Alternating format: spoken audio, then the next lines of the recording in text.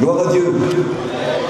Si nos yeux pourraient s'ouvrir, si Dieu pourrait nous faire voir ce qu'il y a en ce moment ici dans le chapiteau, si vous pouvez voir la gloire qu'il y a à ce moment, si vous avez toute la puissance divine qui se manifeste à ce moment dans ce lieu. Pourquoi?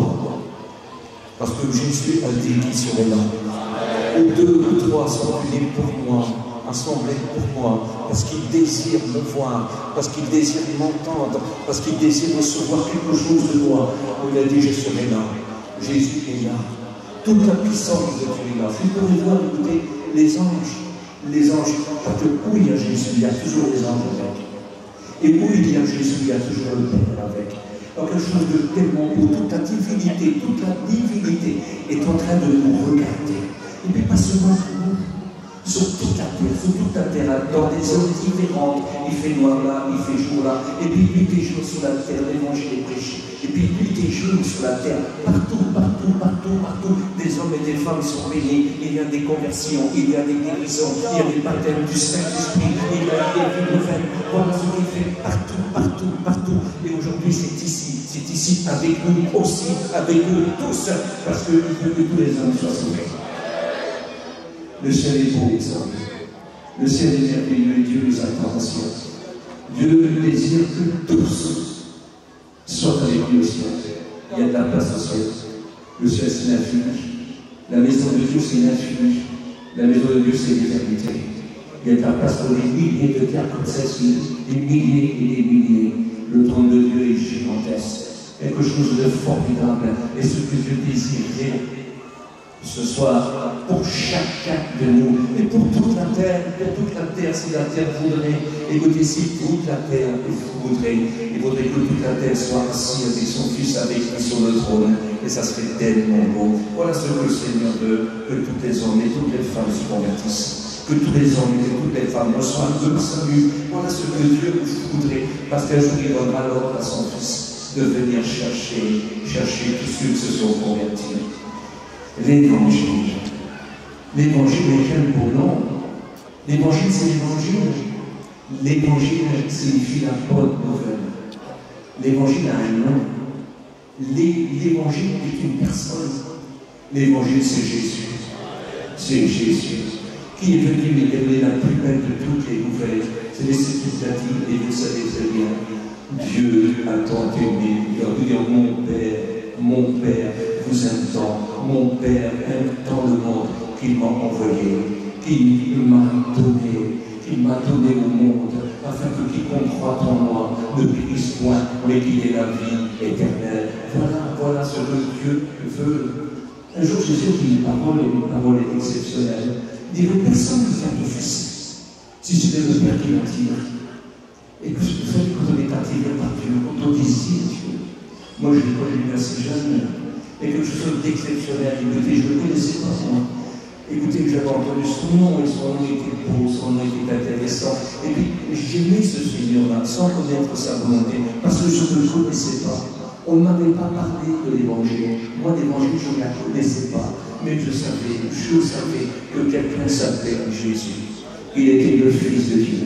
Et il était bienvenu. Alors je priais tous les jours, tous les soirs dans mon lit. Quand j'arrivais là à dormir, c'est ce que je faisais. Je mettais à genoux, j'étais à oublier de demander quelque chose à Jésus. Et je commençais à prier. Et aussitôt je m'endormis. C'est ce maître-là qui m'a gardé depuis mon enfance, depuis très longtemps. Écoutez, quand je ne savais pas, quand je faisais des erreurs, parce que je ne me connaissais pas. Croire en lui, c'est bien, de connaître, c'est mieux. Je ne connaissais pas sa volonté. Mais je savais qu'il existait. Je chantais deux cantiques que je n'avais jamais entendus. C'était dans mon cœur, des cantiques tout court comme ça. Mais j'ai chanté depuis l'âge de 9 ans. Des cantiques qui étaient là, qui étaient posés là. L'évangile, je ne la connaissais pas. Chez nous, il n'y avait pas de l'évangile. Écoutez, non. Mais seulement je l'ai rencontré moi, comme ça. Il a fait du bien à mon cœur. Et il dira à personne de d'être fils, si c'est le Père qui l'a attiré. Moi, j'étais attiré par ce Père-là. J'aimais ce père, je savais que ce père existait, et je savais aussi que son fils existait, et je voulais tant voulu. Écoutez, j'étais un petit peu comme Job, vous savez que Job, quand il a pu dire ces mots, si je connaîtrais le chemin, si je saurais comment le trouver, alors j'irai, et puis j'y parlerai, et puis j'y m'expliquerai, et puis je sais qu'il écouterait ma cause et qu'il me ferait justice, je le sais. Et puis, moi j'étais un petit peu comme cela. Je ne connaissais pas le chemin. Je savais que Jésus était le Fils de Dieu, mais je ne savais pas, moi, qu'il était le chemin, la vérité et la vie, et qu'il était celui qui menait au ciel. Et un jour, j'ai écouté l'Évangile. J'ai écouté l'Évangile pour la première fois de ma vie. Et quand j'ai écouté l'Évangile, le plein d'Évangile, c'était écouté pas quelque chose de particulier, vous savez, c'était très un petit feu, et puis c'était, écoutez, il n'y avait pas beaucoup de monde, et puis voilà, c'était pas terrible, les musiciens n'étaient pas un grand musicien. Ah, il se passe un truc là. Hein? Et je ne l'ai pas touché. Hein. Il n'y a pas une pile là-dedans. Il n'y a plus de pile dedans. Ah, c'est ça. En bas, en bas.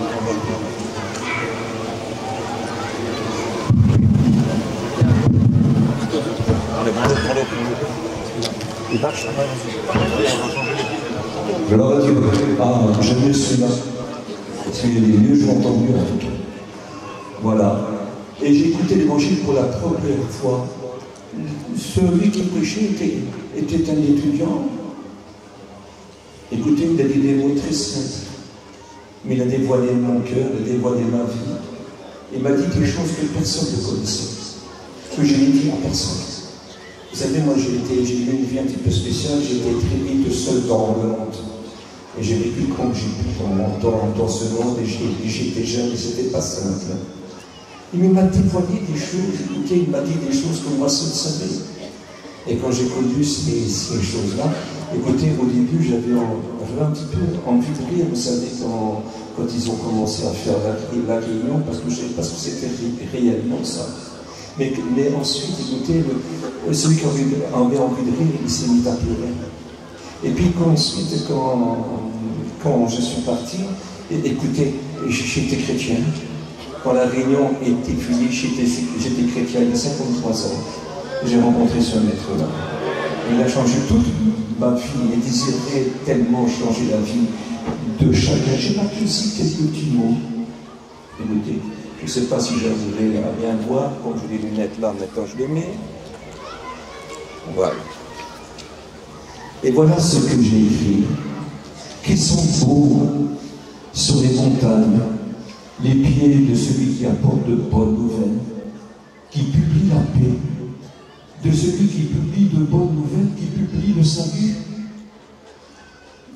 que de celui qui dit à Sion, ton Dieu règne. Qui sont beaux, écoutez, pour les montagnes de celui qui publie le salut. Celui, il y en a qu'un. Il y en a qu'un qui a porté le salut sur la terre. Un seul s'appelle l'Évangile. Un seul, c'est le Maître Jésus. Les montagnes, c'est toujours, vous savez, quand on parle un petit peu des montagnes, pas toujours d'obstacles, on parle toujours de difficultés. Et il est venu dans les difficultés de nos vies. Écoutez, il est venu pour pas seulement améliorer notre vie, mais la changer. Comme nous l'avons entendu pendant les cantiques, ceux qui sont en Christ sont des nouvelles créatures. Les choses anciennes sont passées, voici toutes choses sont devenues nouvelles. Et puis, écoutez, quand on le voit sur ces montagnes-là, il publie la paix, il publie le salut, et puis l'invitation, ton Dieu règne. Et voyez-vous, Dieu a dit, je ferai de Sion ma résidence. Et puis, nous savons que quand nous allons à Sion, si nous allons écouter Israël, le temple n'existe plus. Mais nous savons que Sion aujourd'hui, c'est dans le cœur de toute l'éternité, s'il y a le désir. C'est une habitation de Dieu en l'esprit, c'est une force incroyable que nous avons en nous, parce que nous sommes véritablement des gens qui ont changé. Et c'est pour ça que j'ai voulu marquer un petit passage ou deux. Écoutez, si c'est beau aussi ça. Attendez, je vois pas trop bien. Ah, c'est ça. Si vous me cherchez de tout votre cœur, vous me trouverez. Si vous me cherchez de tout votre cœur, si vous me cherchez de tout votre cœur, vous me trouverez. mais si vous me cherchez de tout votre cœur. Si vous désirez vraiment, vraiment le trouver, écoutez, va faire quelque chose de particulier. Regardez ce qui est écrit dans Ézéchiel 36, 26. Je vous donnerai un cœur nouveau. Je mettrai en vous un esprit nouveau. J'ôterai votre cœur de pierre et je mettrai un cœur de chair. Changerai comment votre vie? Totalement, quand on le rencontre. Quand nous parlons de l'évangile, quand nous citons les beaux textes de l'évangile, on voit ce que Dieu peut faire. Écoutez, par exemple, si je m'en vais dans l'évangile de Luc, je rencontre un homme qui s'appelle Zachée. Zachée, c'est particulier.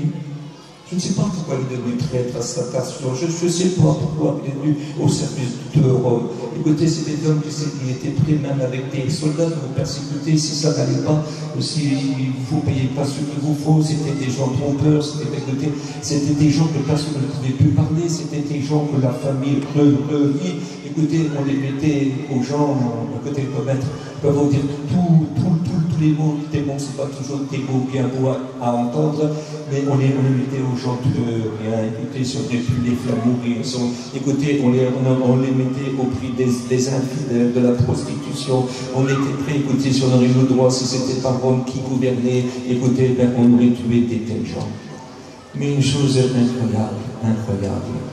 Zach, je ne sais pas comment il est, on dit qu'il est de petite taille, est-ce que c'est un petit nain, je n'en sais rien. Quand on parlait des géants, on parlait des hommes de haute taille, et peut-être un petit nain, parce que ce n'est pas quelque chose de particulier. Vous savez, quand on n'était pas comme tout le monde, quand on n'avait plus d'infériorité, quand on était un petit nain, 10 ans, eh bien écoutez, quand on avait une barre, écoutez, quand on avait une bosse dans le dos, écoutez, quand on était aveugle, quand on était sourd, quand on était muet, on n'avait pas droit au temple.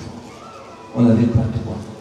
Et puis les gens, quand ils vous voyaient, vous pouvez dire, bien s'il est comme ça, parce qu'il est maudit, parce qu'il est comme ça, parce que ça ne vaut rien, parce qu'il est impur. Et il devait avoir une vie très, très difficile. Les gens devaient se moquer de lui, les gens devaient écouter, parce qu'ils ne comprenaient pas. Un jour, les disciples, ils ont passé, écouter avec le Christ, du côté du temple, ils ont vu toutes ces belles colonnes, et là, ils ont vu un homme qui était aveugle. Et puis ils ont dit à Jésus lui-même, pourtant il voyait Jésus faire des choses exceptionnelles, et puis qu'il parlait à des frontières, et puis qu'il purifiait les lépreux, qui écoutait, et qui faisait marcher des boiteux, qui fait des choses merveilleuses. Et ils ont dit, mais Jésus, qui l'a péché pour qu'il soit aveugle? Lui ou ses parents? Et Jésus dit, ce n'est pas que c'est lui ou ses parents qui l'ont péché, c'est affaire que la gloire de Dieu se manifeste en lui. Un instant même, ils l'ont guéri. À l'instant même, Jésus a guéri. Ce que je voudrais essayer de vous faire comprendre dans ces soirées, c'est quand je réalise ce que le maître a pu faire. Parce que c'est quelque chose de très très important, c'est que Zachée a entendu parler de ce maître Jésus. Et puis quand nous regardons, si nous allons du côté de Capernaum, on voit un publicain qui s'appelle Lévi, qui deviendra l'apôtre Matthieu après. Ce que je voudrais essayer de vous faire comprendre, lui, c'est le chef des publicains. Écoutez, Lévi devait lui ressembler. On savait qu'il était ami avec des gens de mauvaise vie, qu'il avait une très mauvaise vie, qu'on pouvait trouver dans sa maison des choses qui ne sont pas du tout agréables et qui ne marchaient pas selon les règles. Et puis, mais comment cet homme a pu changer? Comment cet homme a pu changer? Vous savez que Lévi voyait passer Jésus tous les jours. Écoutez, à chaque fois qu'il était là, il le voyait passer, il voyait aussi passer des gens de mauvaise vie. Il voyait aussi des gens qui étaient attachés avec des chaînes, écoutez, et puis qui écumés, qui étaient méchants, qui étaient possédés, et puis qu'on les emmenait. Il voyait des aveugles, il voyait des boiteux, il voyait toutes sortes de maladies. Et puis Jésus les guérissait tous. Quand il repartait de Capernaum, il repassait encore, parce qu'il était au lieu de péage. Devant, c'était la voie romaine, c'était comme une autoroute. Une autoroute qui amène en Europe, mais aussi une autoroute qui amène en Afrique, en Asie. Alors c'était une route exceptionnelle. Et on devait payer à chaque fois le passage. Et puis un jour, Jésus a passé. Et puis, vous savez, il n'y a pas beaucoup de monde qui se convertissait à Capernaum. C'était vraiment trop peu. Vraiment peu. Et mais lui, il aurait tant voulu, écoutez, c'est tellement simple, il aurait tant voulu, mais il ne sait pas se rabaisser parce que lui, c'est quoi? Mais lui, c'est un publicain aussi. Alors, il s'est passé que Jésus a passé, qu'il a regardé et dit, toi, suis-moi. C'est-à-dire, c'est pas n'importe qui, toi, parce qu'il connaît son cœur, et à l'instant, il a mis la presse. Et s'il est à suivre Jésus, il est devenu l'apôtre Matthieu. Je ne sais pas si vous imaginez. Sur que Jésus s'invente dans les oreilles, de tout partout, un publicain qui marche avec Jésus. Un publicain qui a le pouvoir de guérir les malades et de chasser les démons. Un publicain qui prêche un évangile extraordinaire, qui est envoyé avec les autres par Jésus de grand oui, et puis qui prêche des évangiles, qui guérissent les malades et chasse les démons. Je ne sais pas si vous imaginez. Alors ça se répand très très vite. Et puis les archives, ça s'appelle de travailler ensemble. Et puis voici que Jésus passe à Jéricho aussi. Quand il passe à Jéricho, voici que Zachée le sait.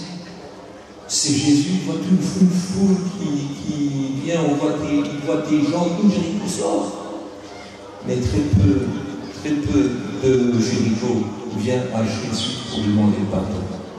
Il se passe une chose, c'est qu'on ne le laisse pas passer parce qu'il est petit. Et puis il semblerait que là, il n'a pas de soldat avec lui. Il va faire autre chose, il y a un sycomore qui est là, et puis vous savez, le sycomore, chose de particulier, parce que les branches, elles sont très basses, on peut y monter très facilement, et puis il est fort confus, les feuilles sont assez grosses, et puis lui, il a monté là pour voir Jésus passer. Parce qu'il voulait savoir qui il était, et réellement qui il était. Il devait avoir bien sûr une vague impression, parce qu'il faut se dire que la renommée de Jésus était très grande. On dit de Jésus qu'il dit le Fils de Dieu.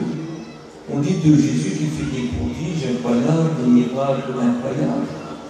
On dit de Jésus qu'il ne rejette personne. Que tout ce qui vient lui-même a dit, venez à moi, vous tous, même les publicains, venez à moi, vous tous qui êtes fatigués et chargés, et je vous donnerai du repos. Prenez mon joug, il est doux et léger. Recevez mes instructions, recevez mes ordonnances, et puis vous trouverez de repos pour vos cœurs.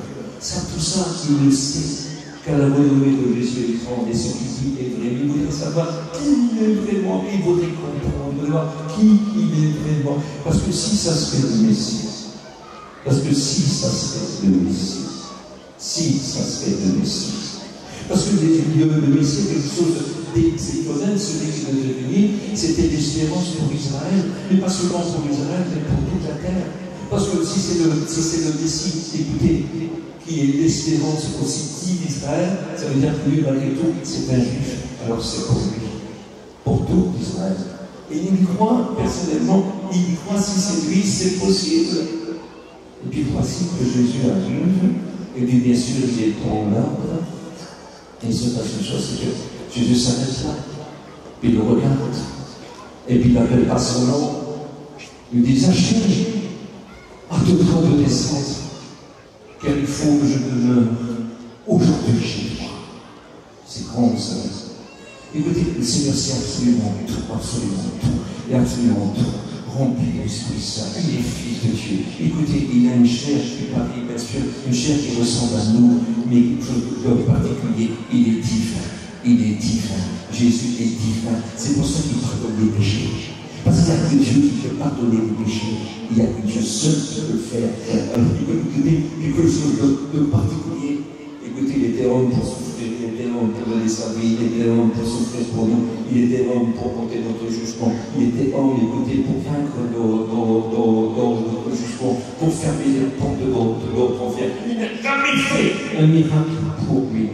Il n'a jamais rien demandé pour lui. Il a fait que pour les autres. Il a fait que pour les autres. Et Zachée est descendu. Puis il a reçu avec joie. Il a reçu avec joie. Et puis ça l'a changé. C'était plus le même. Il reçut un cœur nouveau. Il reçut un esprit nouveau. Il reçut une vie nouvelle. Et puis il n'y avait qu'une chose qui comptait. Tout ce qui était pour lui, tu pries, il n'avait plus de prix. Jésus ne lui a rien demandé, absolument rien demandé. parce que Jésus avait vu son cœur. Et si quelqu'un me cherche avec son cœur, de tout son cœur, avec sa sincérité, je me suis trouvé. Je me suis trouvé. Je me suis trouvé parce qu'il y a un cœur contré. Je ne jette pas dehors celui qui vient à moi. Je voudrais essayer de vous, puisque j'allais vous faire comprendre que Dieu vous attend, que Jésus est là à l'Église. Je vous promets, parce qu'il est tout près de vous. Souvent, je demande aux gens de demander un signe, qu'indique la parole de Dieu. Il suffit par des signes, des miracles et des prodiges. Et puis, je voudrais tellement vous demander un signe si quelqu'un montrait de foi, Seigneur, mais si c'est vrai, comme Zachée, si c'est vrai, je cherche à comprendre, je te cherche, je désire, parce que si c'est vrai, alors j'ai tout trouvé. Si c'est vrai, tu seras tout pour moi. Et ça, c'est très important. L'évangile, c'est ça. L'évangile, c'est de lui demander. Parce que, on ne pourra jamais rien lui demander si lui ne nous donne pas. Écoutez, écoutez, il nous a donné avant que nous lui demandons, parce que c'est lui qui s'est dérangé. C'est lui qui est venu vers nous. C'est lui qui s'est proposé. C'est lui qui nous fait des promesses. Et désire véritablement ce soir changer ta vie. Tu peux changer. J'ai rencontré des drogués qui se sont convertis. Un jour, j'ai rencontré un drogué qui était pleinement drogué, qui avait tapé, écoutez, le sida du foie. Est-ce que vous savez que le foie, c'est l'organe purificateur de tout votre corps? Et quand lui, il est malade, écoutez, ce sang-là passe partout. Et puis, ça se généralise. Il était rendu dans un état très très grave, très très grave. Puis il a écouté l'évangile. Il a écouté l'évangile. Il est resté dehors. Il était dehors. Et puis quelques temps après, je suis venu, et puis c'est comme il me fait. Moi, je ne le connaissais pas. Je ne savais même pas ce qui s'était passé avec lui. Il me dit, tu es passé là. Et il lui a dit, Jésus. Et il dit, Jésus. Il m'a dit, moi j'étais drogué, et pour de la drogue, j'aurais fait n'importe quoi.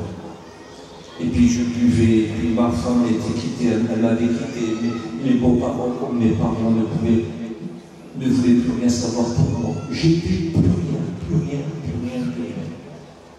Mais j'ai écouté ce message. Jésus voulait faire quelque chose pour moi. Jésus m'aimait. Jésus ne voulait pas m'abandonner. Jésus pouvait tout faire. Pouvait tout arranger, pouvait tout transformer, pour faire de moi une nouvelle créature. Écoute, j'ai cru. Je suis complètement guéri de ce sida. C'est fini. Je ne fume plus. J'ai retrouvé ma femme, j'ai retrouvé mes enfants, j'ai retrouvé mes beaux-parents, j'ai retrouvé mes amis. Je n'avais tout perdu. Je n'avais plus rien. Et un miracle incroyable, c'est produit. Quand on a eu cette maladie-là, plus jamais on dira un fils de une fenêtre. Plus jamais. Mais lui, il a eu une fenêtre encore en plus. En bonne santé. Dieu fait tout à merveille. Absolument tout. Vous savez pourquoi que je vous parle de toute la puissance du Maître ici? Parce qu'il peut accomplir ces choses pour vous. L'évangile, c'est ça. L'évangile n'est accompagné que de promesses. Si tu le veux. Il peut tout faire parce qu'il donne ce qu'il donne. Tu es incapable de rien. Il change ta vie, il veut véritablement changer ta vie. Il peut avoir un miracle pour ton âme ce soir. Il peut avoir un miracle pour ton esprit. Il peut avoir un miracle pour ton corps. Il peut tout faire, il peut faire les trois en même temps. Il le désire véritablement. Pour cet homme-là, il a fait les trois choses en même temps. Il peut tout faire parce qu'il voudrait venir. Il a dit, je ne laisserai pas dehors celui qui vient à moi. Ça veut dire quoi? S'il vient à moi, j'y donnerai son pouvoir. S'il vient vers moi, je changerai sa vie. Je ferai de lui un être nouveau. Il désire tomber de change. C'est possible, tu peux être changé. Tu peux être sauvé. L'évangile est simple. L'évangile d'un petit enfant de 8 ans peut se convertir, même de 5 ans peut se convertir. J'ai une petite fille, moi.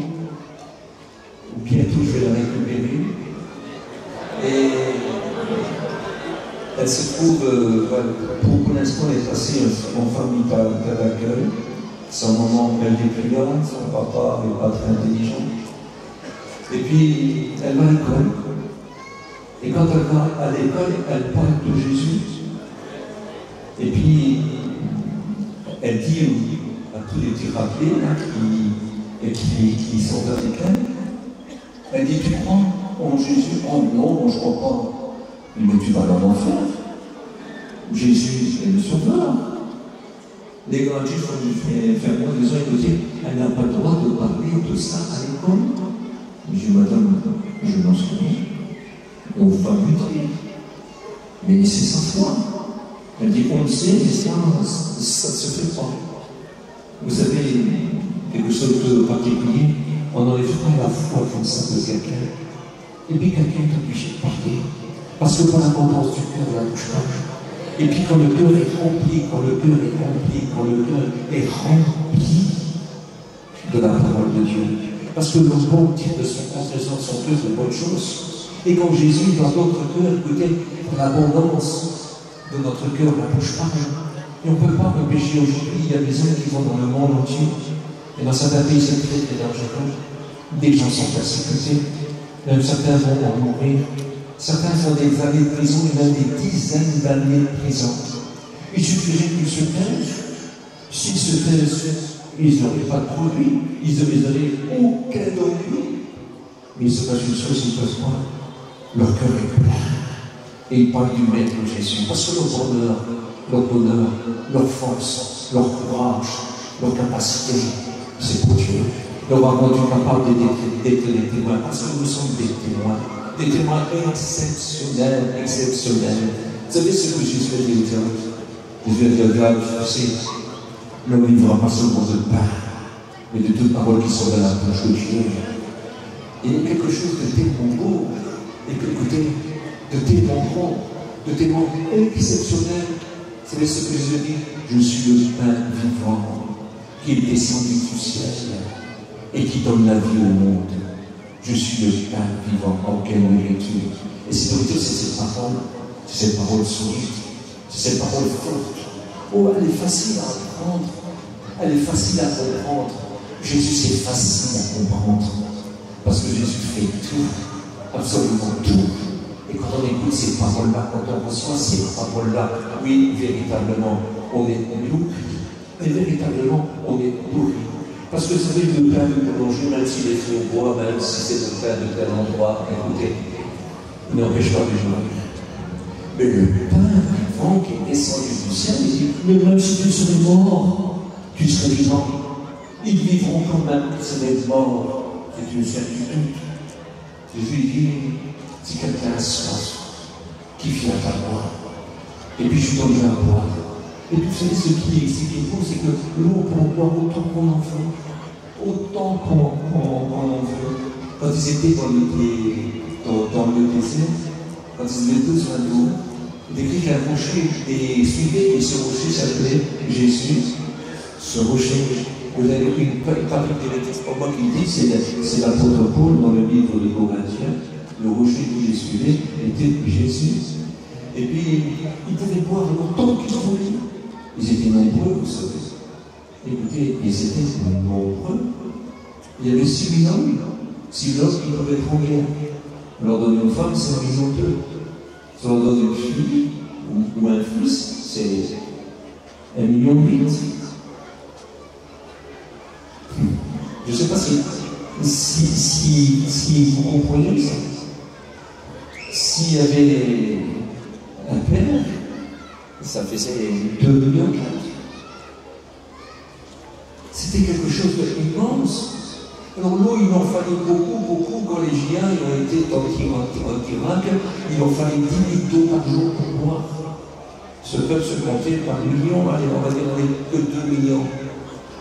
Mais il fallait avoir, et surtout à volonté. Et le rocher donnait de l'eau à volonté. Si quelqu'un a soif qui vient, et qui vient et qui boive, mais pas n'importe quelle eau, c'est l'eau de la vie. C'est l'eau du désert pour toujours. Et Jésus dit, celui à qui je donnerai seulement, à qui je donnerai de l'eau, écoutez, si tout j'ira jusqu'à dans la vie éternelle, écoutez, c'est pas même une petite goutte. Écoutez, ça jaillit jusque dans la vie éternelle. C'est quelque chose qui ne peut pas s'altérer. C'est pas possible. Écoutez, ceux qui sont là ne se dessèchent pas. Si on veut en boire, il est la source de vie. Véritablement la source de vie. Ce soir, je voudrais faire quelque chose pour toi parce que tu en as besoin. Ce soir, le Seigneur voudrait rappeler quelques chrétiens qui se sont retournés en arrière. Ils ont bu autrefois, mais ne boivent plus. Ils ont mangé autrefois de cette nourriture spirituelle, mais ne mangent plus. Ils se contentent aujourd'hui de soulager autrefois. Ils ont pleuré qu'aujourd'hui, ils n'en auraient même pas besoin de quoi ce soir. Ils n'ont besoin de rien. C'est souvent dans la misère, dans la souffrance que certains se mettent à crier. Et puis on oublie de cette façon-là, dont beaucoup de femmes oublient, parce que je ne sais pas pourquoi, c'est mon frère doit être notre premier ami. Notre premier ami. Il passe avant tout le monde. Et quand il passe avant tout le monde, il bénit tout le reste. Et ça, c'est très, très important. Vous savez, quelque chose de particulier, j'aime bien lire un petit peu, et puis je me souviens de Noé. Et puis dans le livre des Hébreux, il nous est dit que Noé saisit une fois d'une crainte respectueuse, se mit à sur l'arche, par laquelle il fit quoi? Il condamna le monde, parce que le monde d'abord pour être sauvé était obligé d'être condamné.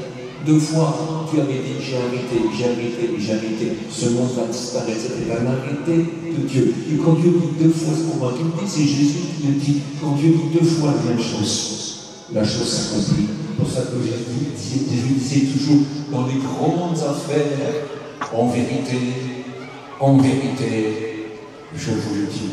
Ça veut dire qu'on ne peut pas mettre en arrière ça. Ça va s'accomplir. Vous devez trouver grâce. Il avait trouvé grâce avant qu'aucun de ses fils ne naisse. Il avait trouvé grâce avant qu'aucun de ses fils se soit marié. Et puis il va se passer une chose, c'est que pendant les 100 ans qu'il va construire cet âge-là, il n'a pas mis 100 ans. Mais pendant ces 100 ans-là, ses fils vont naître. Et il aura 3 belles filles aussi.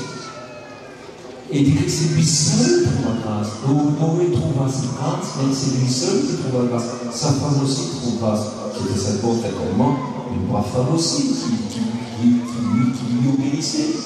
Et ce que je voudrais vous faire comprendre, par laquelle il condamna le monde, mais écrit, mais il sauva sa famille. Et il sauva la famille.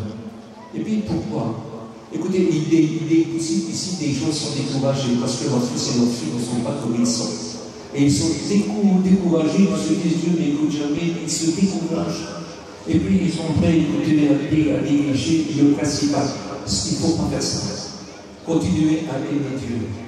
Continuez à le mettre en premier. Il faut chercher premièrement le royaume des cieux et sa justice. Et toutes les autres choses vous sont redonnées par-dessus. Oui, les amis.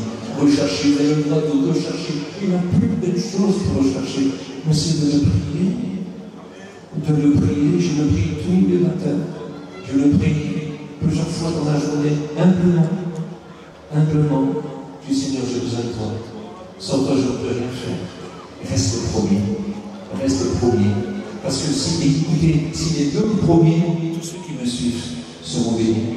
Ma famille sera bénie. J'ai eu des deuils, j'ai eu des souffrances comme tout le monde, j'ai eu des difficultés comme tout le monde.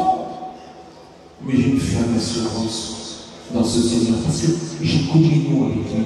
Et voyez-vous, quand on a la communion avec lui, on reste fort.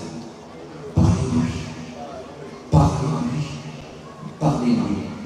Moi, je ne sais pas multiplier des paroles quand je prie, mais je le mets dans un endroit. Je dis, Seigneur, je suis là pour toi. Et j'y parle. Je ne prie pas. Les gens qui m'entendent prier, je n'ai pas eu de prière, moi. Mais j'y parle.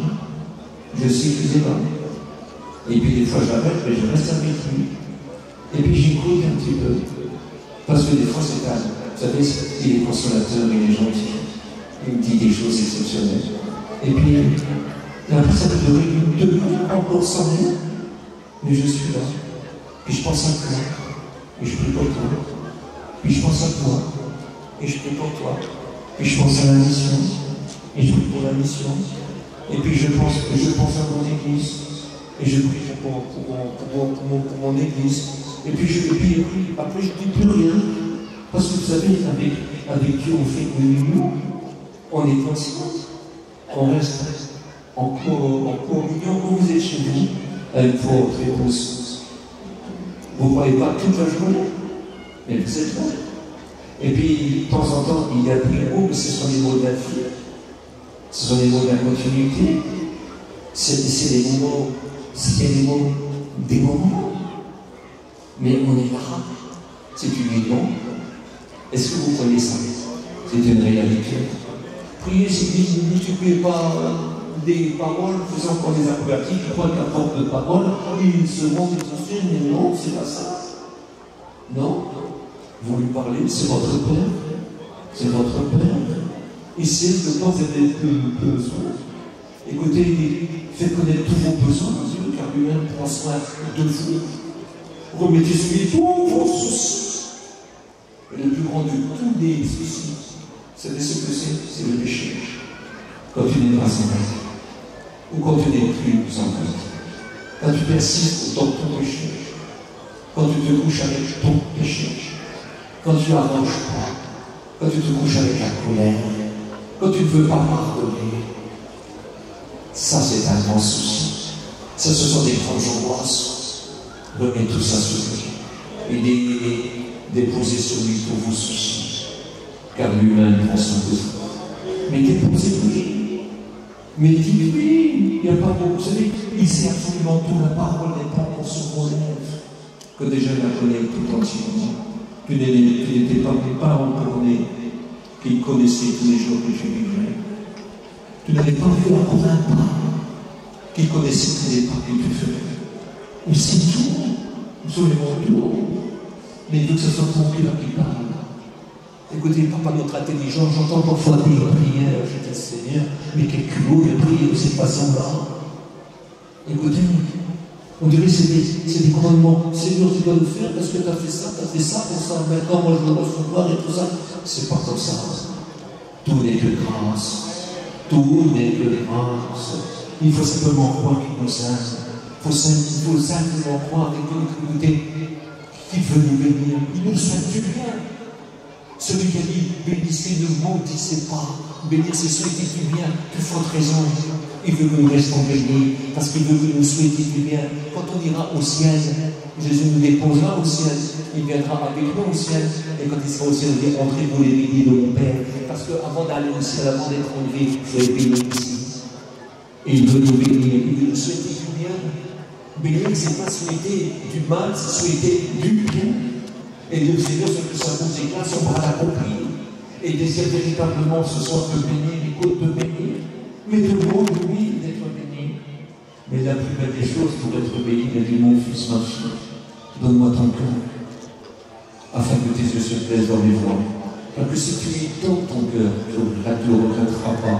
Donc quand tu vois les voies, quand tu verras les voies qu'il te propose, quand tu verras le chemin par lequel il te fait marcher, où il paraît étroit et resserré, mais quand on y est dessus, on a communion avec le Père.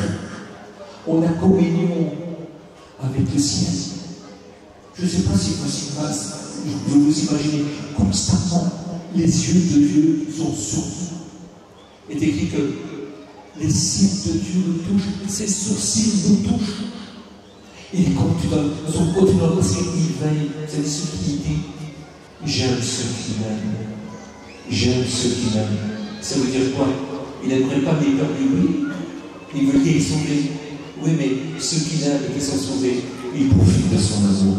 Si tu voudrais profiter de son amour, il faudrait que la terre profite de cet amour-là. Mais malheureusement, ce n'est pas tout le monde qui se convertit.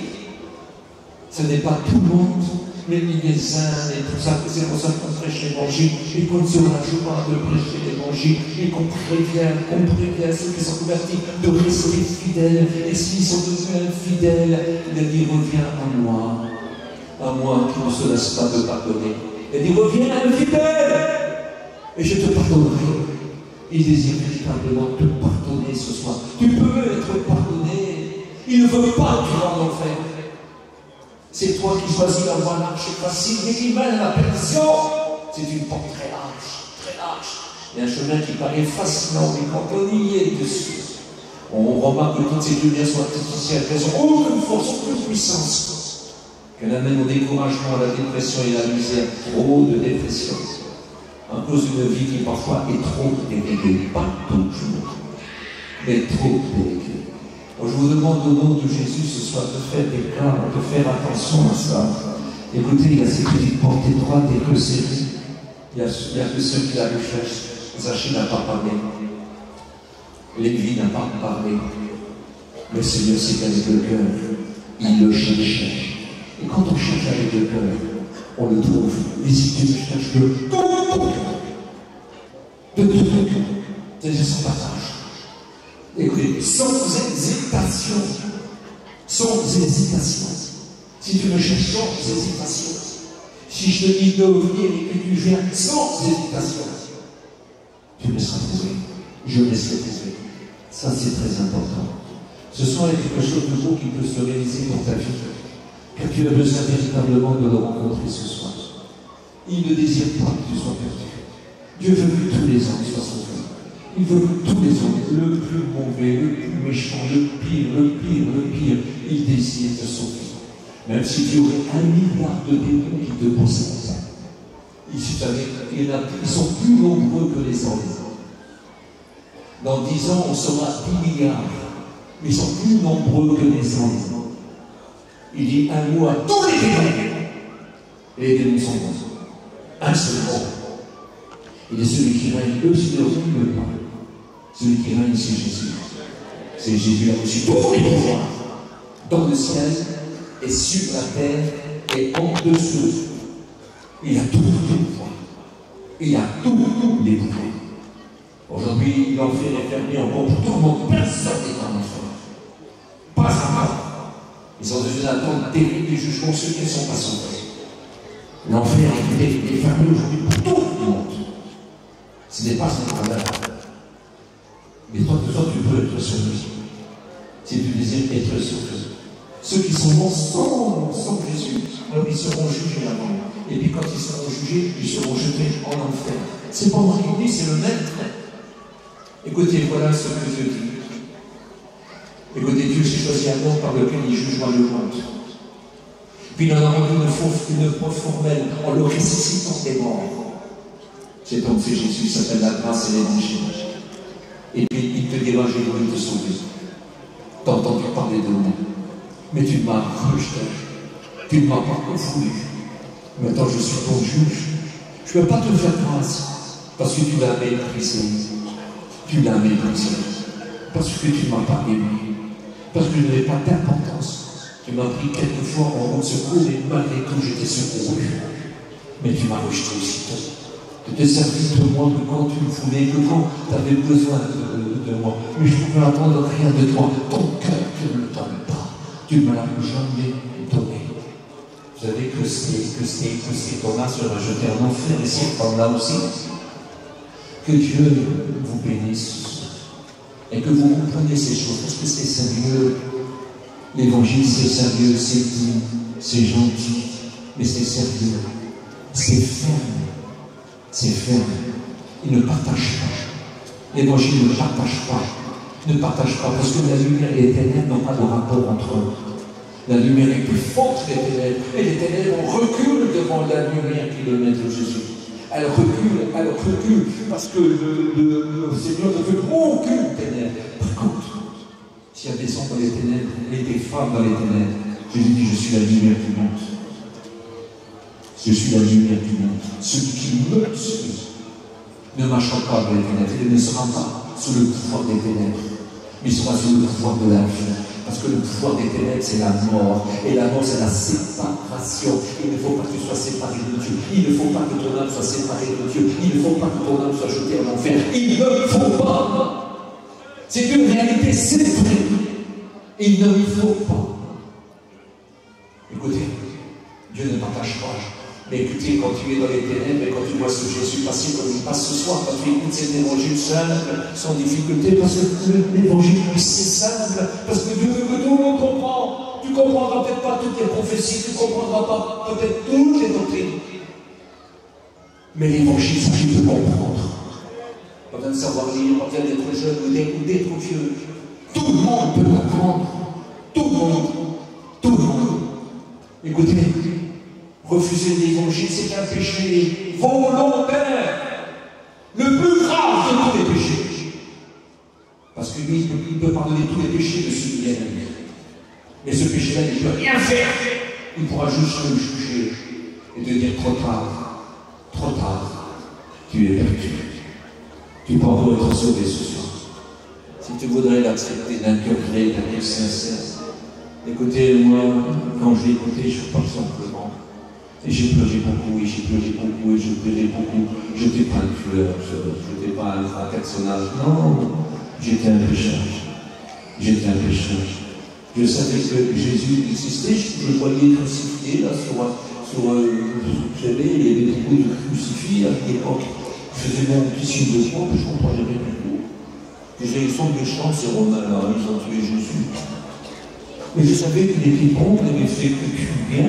Je savais qu'il avait guéri des malades, je savais, je ne comprenais pas qu'il fallait se convertir. Je ne comprenais pas qu'il pouvait changer ma vie. Mais toi, tu le sais.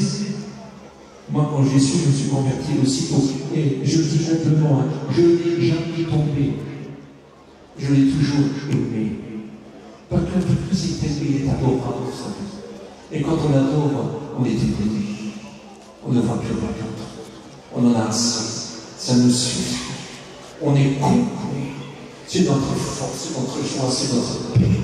Écoutez, la paix en toutes choses. Il faut faites savoir tous vos besoins, écoutez, faites savoir à Dieu pour des supplications, toutes sortes de prières. Je t'en supplie, parce qu'on ne vient pas comme des conquérants, on vient comme des mendiants. Parce que les grâces sont gratuites. Mais les grâces, c'est pour ceux qui en ont besoin. Parce que grâce, c'est toujours immérité. C'est immérité, on ne mérite rien, c'est toujours par grâce. C'est pas grâce sur les diplômes. C'est pas grâce. Et c'est pas grâce quand il nous relève. Et c'est pas grâce quand il nous expose. C'est toujours par grâce. On ne mérite rien. C'est lui qui nous rend dignes. C'est lui qui nous rend dignes en venant à lui. Et ça, c'est très important. Écoutez, nous devons lui être fidèles et nous devons l'aimer d'une façon particulière. Ils sont fidèles jusqu'à la mort. C'est pas un ordre, ça. Hein? Non, c'est pas un ordre, ça. Hein? C'est une force qui vous communique, qui vous communique. C'est une grâce qui vous donne. Sois fidèle jusqu'à la mort. Sois fidèle jusqu'à la fin. Et je te donnerai la couronne de vie. Nous devons être fidèles jusqu'à la fin. Nous devons écouter, marcher avec lui jusqu'à la fin. C'est-à-dire qu'il faut simplement l'aimer. Si vous l'aimez, quand on aime, on ne regarde pas au prix, on ne regarde pas au sacrifice. Pour notre enfant, pour la personne qu'on aime, écoutez, on donne tout, même notre propre fille. Je voudrais avoir la maladie de mon enfant pour rire, parce que je voudrais mourir à sa place. Je voudrais souffrir en même temps. Je voudrais souffrir à sa place. Mais malheureusement, je ne peux rien faire. Je ne peux rien faire. Tu ne peux rien faire pour ton enfant, même que tu l'as à la folie. Mais Jésus que tu lui montres, Jésus que tu lui apportes, Jésus à qui te voit prier, à celui-ci peut faire quelque chose pour lui. Il voudrait faire quelque chose, écoutez-moi, je suis persuadé, il peut faire des choses ce soir. Je le crois véritablement parce que l'évangile n'a pas changé, l'évangile c'est Jésus. Et puis écoutez, l'évangile alors c'est le même hier, aujourd'hui, éternellement, il ne change pas. Car Jésus ne change pas. Ce soir tu peux recevoir des choses. Écoute, déjà tu peux déjà faire la paix. Ou écoutez, adorer ce rester. Tout ce que j'écoute là, j'ai pas perdu mon temps. J'ai eu raison de l'aimer. J'ai eu raison de lui être fidèle. Oui, j'ai pas perdu mon temps. Oh, qu'est-ce que c'est bien de faire encore mieux. Parce qu'on ne peut pas s'assembler pour devenir pire. On doit encore s'assembler pour devenir meilleur. Et même si tu es bien, il t'appelle encore à être meilleur. Parce que les bénédictions de Dieu sont trop. Les bénédictions de Dieu sont remplies. Écoutez, il peut nous donner tout ce que nous lui demandons, mais bien plus ce que nous sommes incapables de penser. Il peut le faire, lui. Il fait des choses au-delà, et surtout quand on veut l'aimer, surtout quand on veut le servir, surtout quand c'est pour lui, quand c'est pas pour notre gloire, c'est pas pour être regardé, pour être applaudi, mais quand c'est pour lui, quand c'est pour lui, quand c'est pour lui, alors il nous donne des choses merveilleuses, il veut que tu fais pour lui, que tu marches pour lui, que tu marches pour que tu parles pour lui, que toi tu ne comptes plus, tu lui as tout donné, écoute, savoir tout donner, pour tout recevoir, savoir tout perdre, pour tout trouver. Ça, c'est l'évangile. Est-ce que tu voudrais ce soir? Est-ce que tu désires véritablement? Est-ce que tu désires véritablement? Parce que moi, je veux grandir encore. Parce que vous savez, il y a certaines années, plus qu'il grandit, plus que ses racines sont profondes. Ça fait la même distance. Ce qui le tient, ce qui lui produit la vie, c'est ses racines. Et ceci que nous ne voyons pas là. Nous formons avec lui, nous sommes chrétiens, une seule et même plante. Et ses racines sont profondes. Elles sont dans le trône de Dieu. Elles sont dans la puissance de Dieu. Elles sont des rayons de Dieu. Mais c'est quelque chose d'exceptionnel quand ces racines sont là. Et puis nous sommes issus de ces choses-là. Nos racines s'appellent Christ, s'appellent Dieu, s'appellent la puissance de l'Esprit Saint. Nous sommes des êtres nouveaux, véritablement des êtres nouveaux. Nous sommes sacerdoce royal au service de ce grand maître. Nous sommes peuple acquis, nous sommes nation sainte. Écoutez, nous sommes extraordinaires. Écoutez, nous sommes une racine. Nous sommes élus. Nous appartenons à Dieu. Nous avons une odeur particulière. Vous savez ce que dit la parole de Dieu? Qu'une bonne réputation vaut mieux que le parfum. Écoutez, parce que nous, le parfum de la bonne réputation que ce monde donne, on n'en veut pas. Nous, on est l'odeur du Christ. On a une odeur du Christ. On a une bonne réputation. Parce que le chrétien, même quand on n'aime pas, on ne peut pas lui dire que le chrétien lui a fait du mal. Ce qui dira, un chrétien qui fait du mal, non. Un chrétien ne fait pas de mal à personne. Un chrétien, c'est pas d'amour. Il va jusqu'à aimer ses ennemis. Ils ont envie de dire, le chrétien, il a son maître. Le chrétien, il est gentil. Oui, un chrétien, c'est gentil. Parce que le Seigneur est gentil. Et puis, il en lui que la douceur.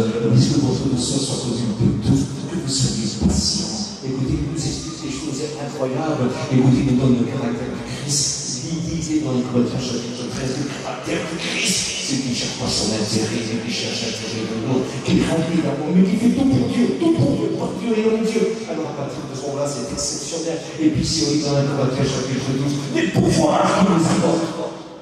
Les pouvoirs pour les ministères, et certains pouvoirs aussi pour les chrétiens, pour l'Église. Des choses pour les frères que Dieu vous accorde. On ne rentre pas dans tout ce domaine-là, mais vous allez être remplis de Dieu, remplis de Christ, vous allez être amis de Christ. Vous savez ce qu'est pour Christ? Afin que vous compreniez bien ce que j'ai voulu dire, que j'ai voulu vous dire.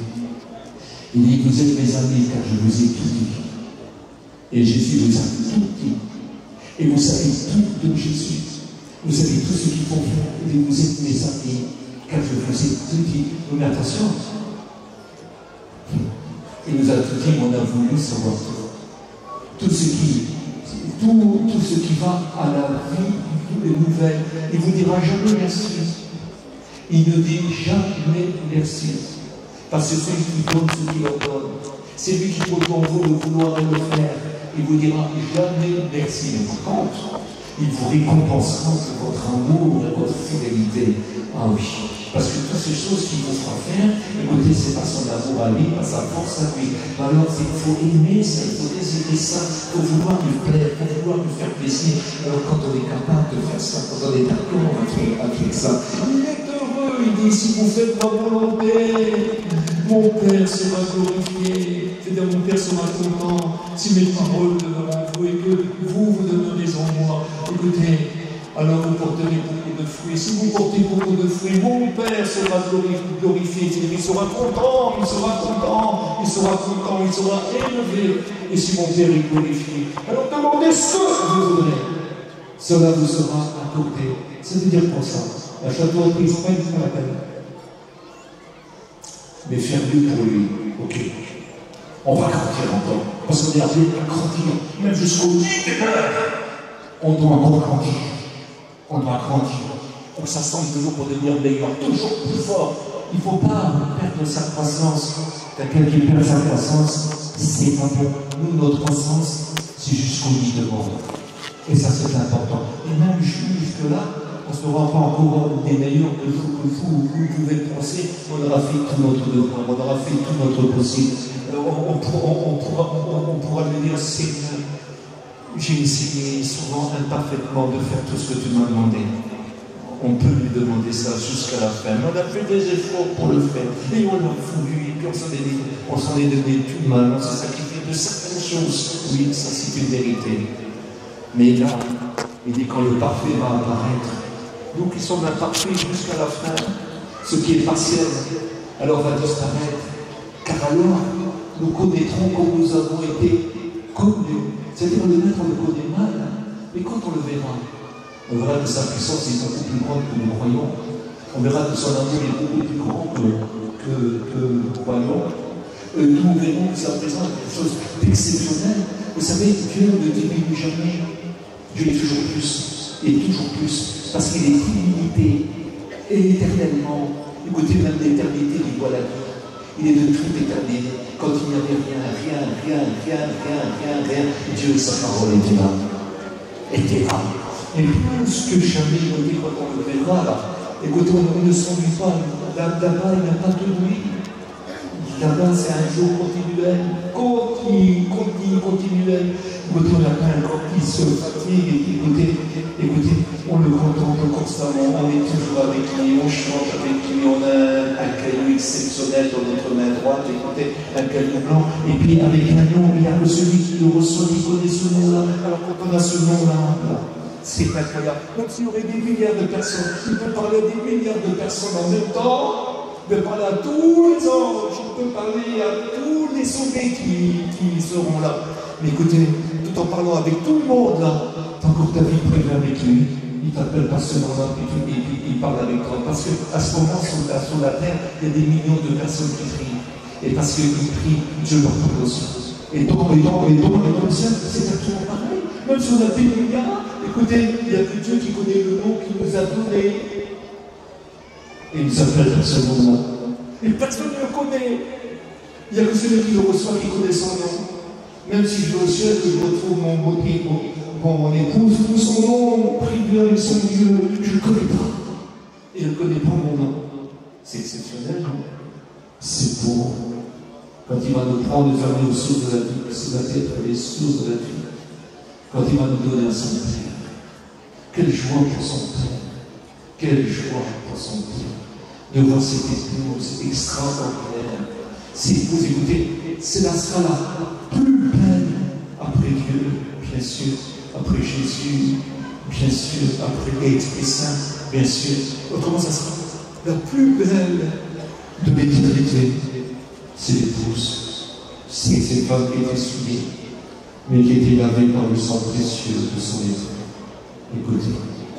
Écoutez, ça sera quelque chose de tellement beau quand il verra cette épouse-là. C'est celle qui a toujours écrit. Votre fils de vous emmener chez vous quelqu'un qui n'est pas correct. Il a dit, qu'est-ce que tu vas faire? Et vous allez pleurer, vous allez en souffrir longtemps, peut-être pas toute votre vie. Vous allez en souffrir. Mais quand Jésus va voir l'épouse de Christ, qui est l'Église, alors là c'est une autre affaire.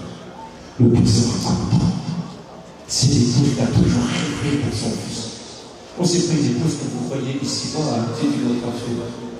Quelque chose de tellement grand, quelque chose de tellement beau, quelque chose de tellement pur, de tellement précieux, de tellement immense, d'une gloire incroyable. On recevra gloire, honneur et louange de Dieu lui-même. Mais quelle gloire, on est sur le trône. Et puis si vous m'avez laissé régner ici, pas avec vous, alors vous régnerez avec moi dans le ciel. C'est pas moi qui dis, c'est le maître Jésus. On règne. On n'est pas des serviteurs au ciel. On conduit même les anges. On est supérieurs. Nous, on règne. On règne. Laissez-les régner dans votre vie. Écoutez, après tout ce que vous régnez sur quelqu'un, tout va disparaître. C'est vivant. Mais tout ce que vous régnerez avec lui dans le ciel, ce sera éternel. Pour toujours, quel beau règne, mes amis. Quel beau moment. Venez à coup de petite comparaison. J'appris. Il est écrit que Jésus est le temple et que Dieu est le temple. Et nous, on y croit, les communs du temple. Vous parlez de communion, ça. C'est pas un temple comme vous croyez, hein? Non. Jésus est temple. Et Dieu est temple. On l'a dit. Et nous, on est les communs de ce temple-là. Vous parlez de communion. On sera toujours en vie. Qu'est-ce que ça sera? Ça sera pour l'infini est devant nous, l'éternité est devant nous, on va partout. Écoutez, mais seulement si on est là, même que ça va très très vite pour aller là-bas, si on est là, on n'est pas là. Mais Dieu est partout. Ça sera beau, ça sera beau. Aussi, on ne sera jamais Dieu, mais on aura une vie de Dieu. Où on n'a rien à craindre, où la mort n'existe pas. Écoutez, où la peur, rien, pas de menace, pas de l'ennemi des hommes sera en enfer pour l'éternité. Et il souffrira le plus grand damné, le plus grand puni d'enfer. Ça sera lui. Ça sera lui. Le plus grand orgueilleux, ça aura de remords. Le plus grand orgueilleux aura du remords. Même en enfer, on ne reste plus. Parce qu'il n'y a plus rien à trouver. Il n'y a plus rien à recevoir. Il n'y a rien à manger. Il n'y a que lamentation. Il n'y a que remords. Il n'y a que regret. Il n'y a que douleur à cause de ces choses-là. Et pour toujours. Et pour toujours. Mais dans le ciel, ça n'existera plus. Ça n'existera plus. Écoutez ce qui est écrit, et je sais que ça va vous souffrir. Je voudrais vous faire comprendre, il y a des gens qui souffrent aussi dans le monde. Vos frères, les ténèbres et les preuves sont de vos frères dans le monde entier. Mais ils restent frères. Ils restent fidèles. Et ça, c'est très très important. Est-ce que vous voudrez essayer de vous faire comprendre dans cette soirée? Même ils ont des douleurs plus grandes que vous, parce que certains en meurent. Certains en meurent. Mais on parle que du bonheur. Il y aura bonheur, vous allez être heureux, convertissez-vous. Écoutez, l'évangile n'est pas toujours bien prêché. Parce qu'il y a des combats. Nous sommes des soldats. Et le soldat doit vaincre. Et le soldat doit suivre les ordres que son Seigneur lui donne, où l'Esprit le conduit. Il doit suivre. Et la vie n'est pas facile, écoutez. C'est pas beaucoup de tribulation que nous devrons rentrer dans le royaume des cieux. C'est écrit. Et c'est ce qui dit. Les quelques petites afflictions passagères que nous avons ici n'est pas comparable à la gloire que nous allons recevoir. Écoutez, souffrir pour lui, ça vaut le coup. Moi, je connais des gens qui souffrent énormément. Ils sont pris dans la drogue, ils sont pris dans la boisson, ils sont mal vus, ils souffrent, ils voudraient arrêter, ils ne se sentent plus, ils ne s'en sortent pas. Quel dommage qu'ils ne mènent pas Jésus-Christ. Je vous dis à vous, drogués, alcooliques, Jésus veut vous bénir, veut vous délivrer. Il ne veut plus que vous soyez sur ce fardeau-là. Il dit, venez à l'autre, tout ce qui est fatigué, chargé, je vous donnerai du repos. Il veut porter son joug, plutôt, tout ce mauvais joug là qui vous écrase, qui vous humilie, qui vous dégrade, qui vous enlève toute votre valeur. Et vous valez plus que ça. Vous êtes destiné au prix divin. Au prix divin. Vous avez une valeur divine. Dieu a donné son Fils pour vous. Il a donné son Fils qui s'appelle Dieu. Il appelle son Fils Dieu. Il dit, oh Dieu, ton Dieu t'a donné, oh oui, il a donné.